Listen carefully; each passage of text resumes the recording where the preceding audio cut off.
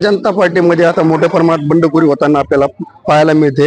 आपल्यासोबत भारतीय जनता पार्टीचे संदीप दादा खरात आहेत। त्यांनी आता नुकतीच बंडखोरी करून शरद पवार पक्षाकडून उमेदवारी अर्ज दाखल केलेला आहे। आपल्यासोबत ते आहेत, आपण त्यांच्याशी बातचीत करणार आहोत। दादा, मला सांगा, नेमकं आपण भारतीय जनता पार्टीत होतो, पक्षाने तुम्हाला बाहेर केलंय का तुम्ही पक्षाला रामराम ठोकलाय?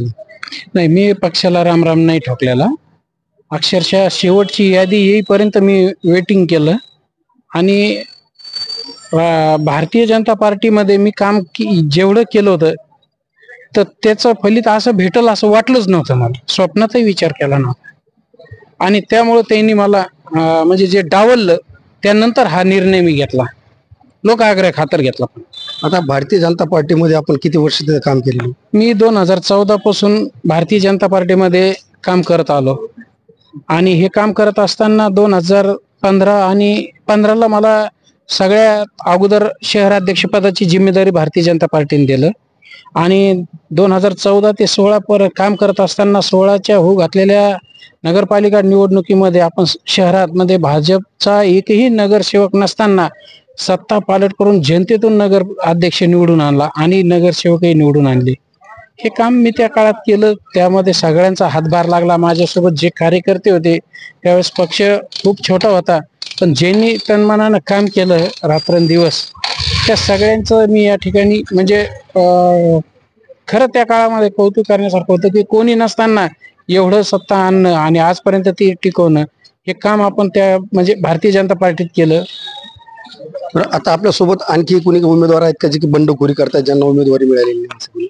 नक्कीच अनेक जण आहे, काही बाहेर येतील, काही पक्षासोबत राहतील, पण आहे चान्सेस, बोलून दाखवतात, पण आपण त्यांना जास्त बोलू शकत नाही। आपला निर्णय होता माझा स्वतःचा की पक्षाने मला डावललं आणि मी त्यामुळं लोक आग्रह खातर।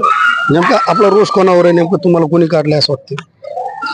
नाही, आता ते पक्ष श्रेष्ठीमध्ये काम करत असताना ज्यांनी मला उमेदवारी डावलली त्यांच्यावरच माझा रोष। कोणावर रोष आहे त्यांचा? जे काम करतं पक्षामध्ये इथं स्थानिक लेवलला, त्यांच्यावर। आता कुठंतरी स्वर्गवासी साहेबराव अण्णा देखील आता हे राष्ट्रवादी काँग्रेसमध्ये होते, शरद पवार पक्षामध्ये। भैया साहेबांनी देखील त्यांचे ते नगरसेवक देखील होते, नगराध्यक्ष पद हे त्यांना देण्यात येणार होतं, म्हणून आयत्या वेळी हा गुलाल सुरेश गुडे यांच्या अंगावर पडला। त्यावेळी तुम्ही मग तो राष्ट्रवादी पक्ष सोडून भारतीय जनता पार्टीमध्ये आले होते। आता शेवटी भारतीय जनता पार्टी पक्ष सोडूनच आता परत देखील तुम्ही आता राष्ट्रवादीमध्ये येत आहेत? नाही, याचं कारण असं की ज्यावेळेस काँग्रेसमधून शरद पवार साहेबांना बहिष्कृत केलं होतं किंवा काढलं होतं, त्यावेळेस काँग्रेसमधून आम्ही सगळे शरद पवार साहेबांसोबत बाहेर पडलो होतो, भुजबळ साहेबांच्या नेतृत्वात, आणि राष्ट्रवादी स्थापनेपासून आम्ही त्या पक्षासोबत होतो। मग त्यामध्ये विधानसभा निवडणुका असं या सगळ्या गोष्टीमध्ये राजेश टोपे सोबत काम केलं आणि तेवढ्याच ताकदीनं काम केल्यामुळं 2दा नगरपालिकेमध्ये राष्ट्रवादी काँग्रेसची स्थापना म्हणजे सत्ता आली आणि त्या स्थापनेमध्ये सगळ्यात मोठा माझ्या वडिलांचा सिंहाचा वाटा होता, सर्व शहरवासियांना माहिती आहे। पण ऐन वेळेवर त्यांना डावललं अध्यक्षपदातून आणि त्यानंतर आम्ही 2.5 वर्षानंतर सत्ता परत पालट करून सनी पक्ष सोडलेला आहे। कुठंतरी त्यावेळेस तुमच्यावर त्या पक्षाने अन्याय केला होता ना? 100% अन्याय तर झालाच होता आणि आजही ती खंत होती, पण परिस्थिती अशी आली आजची की ज्यांच्याकडे गेलो त्यांनी माझ्यावर अन्याय केला।